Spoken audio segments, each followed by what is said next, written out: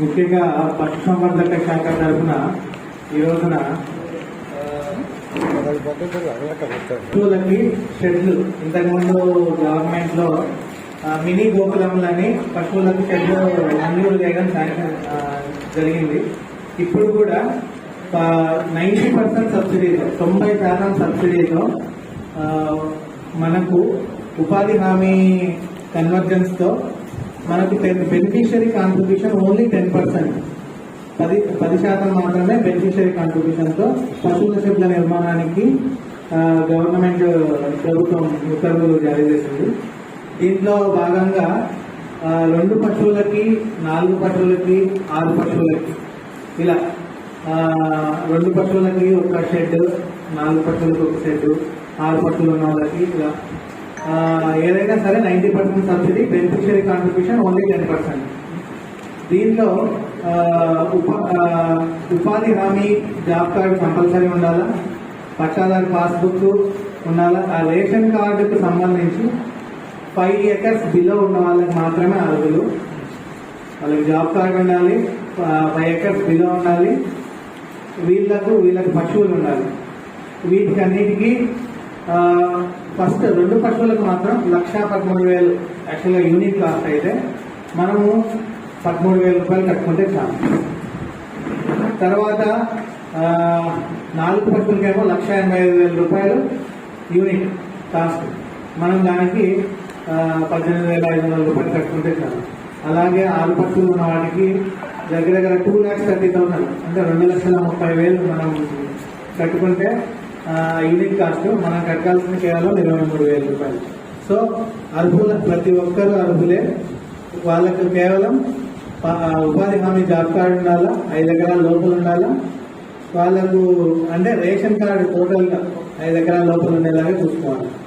So ఈ ఉపాధి హామీ కన్వర్జెన్స్ తో 90% సబ్సిడీ పరంగా ఈవెన్ గొర్రె లాస్ట్ టైం ఓన్లీ పశువులకు మాత్రమే వచ్చింది, ఆవులకు, ఎనుములకు మాత్రమే వచ్చింది. ఈసారి గొర్రెలకు కూడా వచ్చింది. గొర్రెలకి, మేకలకి 20 అంటే 20 గొర్రెలు, 25 గొర్రెలు ఉన్న వాళ్ళకి ఒక రకమైనది, 50 గొర్రెలు ఉన్న వాళ్ళకి ఒక రకమైన షెడ్ వచ్చింది. అది ఏంటంటే ఈ గొర్రెలకి, మేకలకు మాత్రం 70% సబ్సిడీ, 30% బెనిఫిషియరీ కాంట్రిబ్యూషన్. 70% సబ్సిడీ అంటే మనకు 1,30,000 రూపాయలు 20 గొర్రెలకి షెడ్ కట్టుకోవచ్చు. దాంట్లో మనం 13,000 రూపాయలు బెనిఫిషియరీ కాంట్రిబ్యూషన్. అలాగే 2,30,000 రూపాయలు 50 గొర్రెలకు ఉంది, అది 23,000 రూపాయలు సబ్సిడీ మనం బెనిఫిషియరీ కాంట్రిబ్యూషన్ కట్టుకుంటే సరే. దీనికి సేమ్ కండిషన్స్ అప్లై. రెండోది ఏంటంటే నెక్స్ట్ ఇప్పుడు వర్షాలు పడుతున్నాయి కాబట్టి ప్రస్తుతానికి సబ్సిడీ పరంగా 80% సబ్సిడీకి జొన్నలు, మొక్కజొన్నలు వచ్చాయి, గడ్డి విత్తనాలు వచ్చాయి. కాబట్టి ఇక్కడ ఉన్న ప్రజాప్రతినిధులకి, మన మీడియా మిత్రులకి, వారికి ఇక్కడ ఉన్న రెగ్యులర్గా ఉన్న అధికారులకు కూడా మీరు ఏమంటారు, సబ్సిడీ కింద మొక్కజొన్నలు వచ్చినాయి, జొన్నలు వచ్చినాయి. 80% సబ్సిడీ, 20% బెనిఫిషియరీ కాంట్రిబ్యూషన్. అంటే మనం 5 కేజీల ప్యాకెట్ ఉంటుంది, కేవలం 85 రూపాయలు కట్టుకోవాలి మొక్కజొన్న అయితే. అదే జొన్నలు అయితే 115 రూపాయలు ఉంటుంది.